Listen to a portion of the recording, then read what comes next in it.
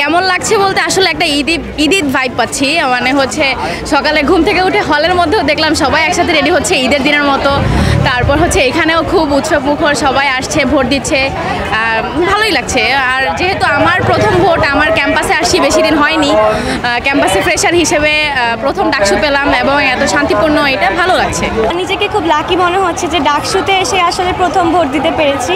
তো ভিতরের পরিবেশটা খুব ভালো ছিল, সব কিছু মিলে ঠিকঠাক ছিল। আর টাইমের ব্যাপারটা বলবো যে আমার খুব একটা টাইম লাগেনি, ভিতরে যথেষ্ট পরিমাণে সবাই আছে দায়িত্বে, তো তারা ঠিকঠাকভাবে দায়িত্ব পালন করে। কেন্দ্রগুলো উৎসবমুখর পরিবেশ, তবে আমি দেখলাম যে কিছু কিছু জায়গার পর এখনও লিফলেট বিতরণ চলছে, সেগুলো একদম স্পষ্ট আচরণবিধি লঙ্ঘন।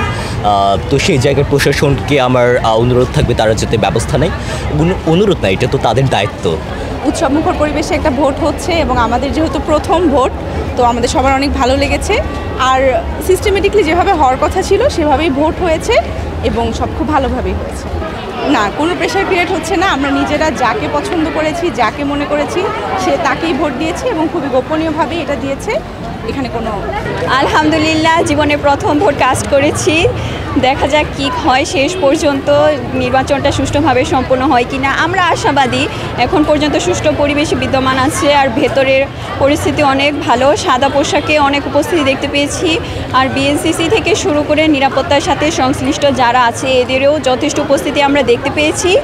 এখন দেখা যাক শেষ পর্যন্ত ফলাফল। যদি না শিক্ষার্থীদের ভোট করা হয়, যেহেতু এতদিন ধরে করা হয়নি ডাকসু, তো এতদিন ধরে যেগুলো দরকার ছিল বহিরাগত থামানো বা আমাদের যে উন্নয়ন করা, এগুলো সব থেমেছিল। তো এখন ডাকসু নির্বাচনের মাধ্যমে আমরা আশা করি যে সব কিছু নতুনভাবে